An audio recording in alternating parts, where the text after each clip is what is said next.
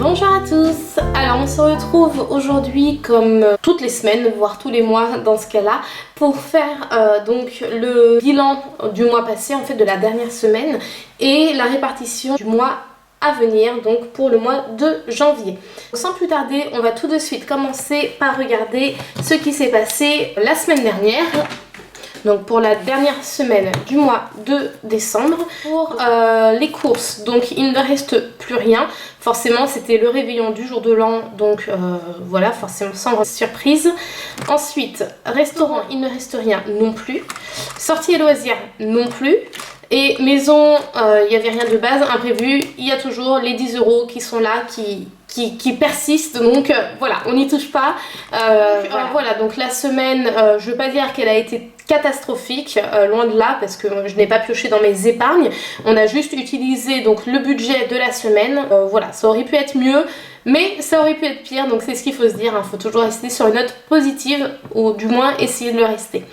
Voici pour ce qui s'est passé cette semaine, et on va tout de suite faire la répartition du budget du mois de janvier.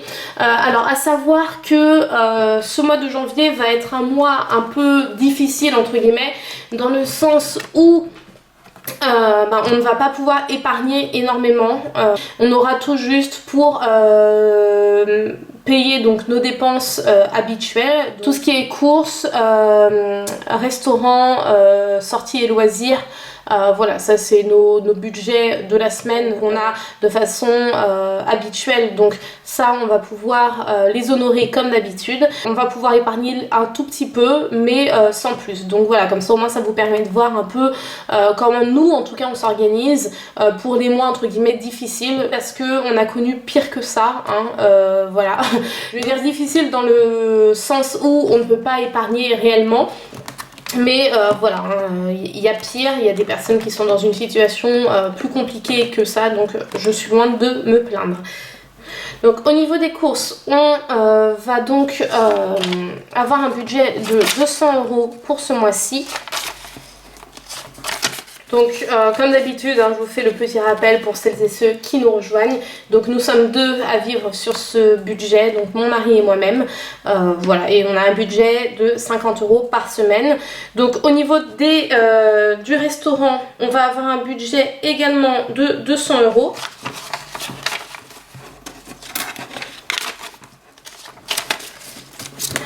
Au niveau sorties et loisirs, on va avoir un budget de 80 €.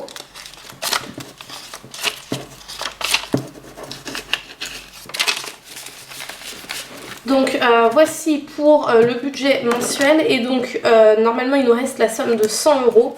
Alors je vous avoue que je ne sais pas trop dans quoi les épargner. J'avais anniversaire, il n'y a pas besoin. Vacances, j'avais envie de rajouter un peu, mais bon, encore une fois les vacances sont pas prévues.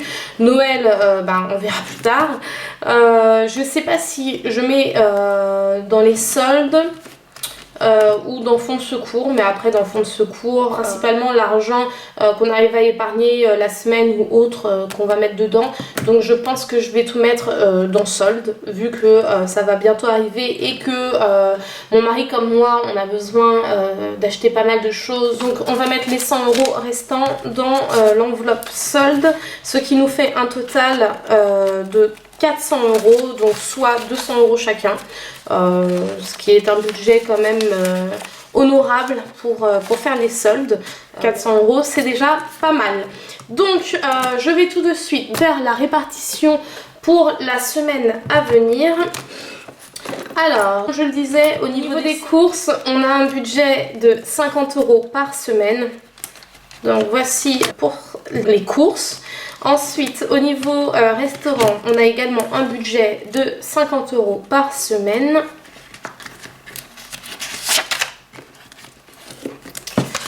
En tout cas pour vous, j'espère que l'année 2021 c'est bien terminé niveau budget, hein, niveau épargne, et que la nouvelle année commence bien.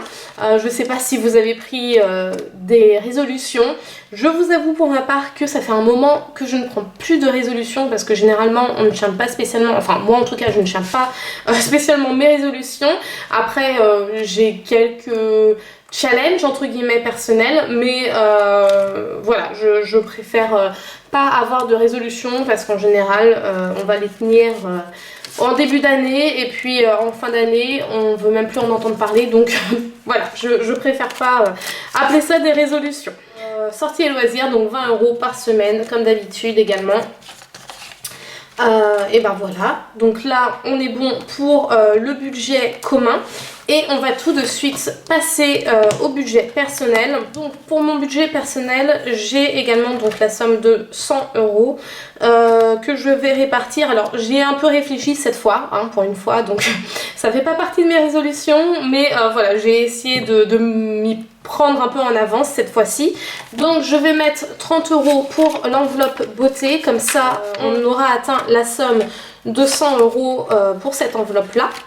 J'ai également décidé de mettre 30 € également dans l'enveloppe anniversaire, également pour la même raison, pour atteindre les 100 €. Donc il me reste la somme de 40 € que je vais mettre dans l'enveloppe santé, étant donné que dans mes challenges pour la nouvelle année, je vais essayer de prendre un peu plus soin de ma santé et je vais donc prendre rendez-vous, enfin j'ai déjà pris rendez-vous chez le dentiste, hein, qui est la bête noire de beaucoup de personnes, mais voilà, j'ai décidé de reprendre en main ma santé. Je m'attends à devoir régler des soins chez le dentiste, hein, donc voilà, je commence déjà à épargner. Donc là ça me fait 50 € dans l'enveloppe santé, donc ce sera déjà un bon début, sachant que je pense pas que ce soit non plus la catastrophe, mais voilà, chez le dentiste, hein, on sait tous que ça peut